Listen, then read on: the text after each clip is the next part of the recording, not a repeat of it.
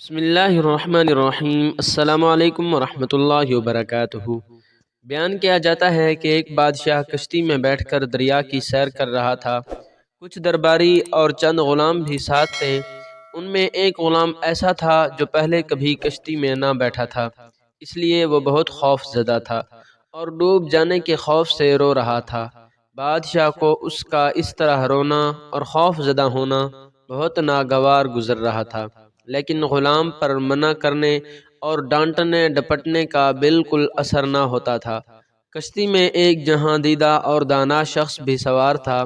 اس نے غلام کی یہ حالت دیکھی تو بادشاہ سے کہا کہ اگر حضور اجازت دیں تو یہ خادم اس خوف زدہ غلام کا ڈر دور کر دے۔ بادشاہ نے فوراً اجازت دے دی اور دانش مند شخص نے غلاموں کو حکم دیا کہ اس شخص کو اٹھا کر دریا میں پھینک دو۔ غلاموں نے حکم کی تعمیل کی اور رونے والے غلام کو اٹھا کر دریا میں پھینک دیا۔ جب وہ 3-4 غوطے کھا چکا تو دانا شخص نے غلاموں سے کہا کہ اب اسے دریا سے نکال کر کشتی میں سوار کر لو۔ چنانچہ غلاموں نے اس کے سر کے بال سے پکڑ کر کشتی میں گھسیٹ لیا، اور وہ غلام جو ذرا دیر پہلے ڈوب جانے کے خوف سے بری طرح رو رہا تھا، بالکل خاموش اور پرسکون ہو کر ایک طرف بیٹھ گیا۔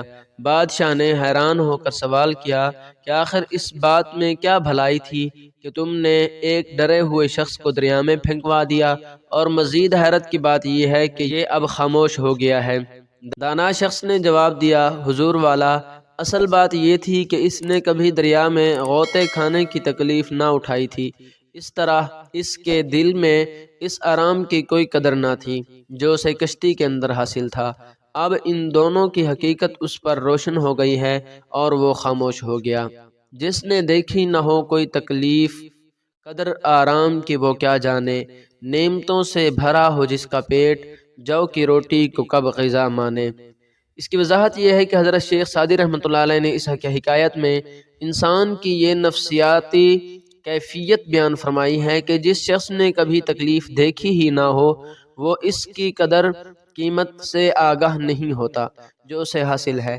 اس کے علاوہ ایسا شخص جسارت اور قوت برداشت سے بھی محروم ہوتا ہے۔ مسرت اور کامیاب زندگی وہی شخص گزار سکتا ہے جو رنج و راحت دونوں سے بخوبی آگاہ ہو۔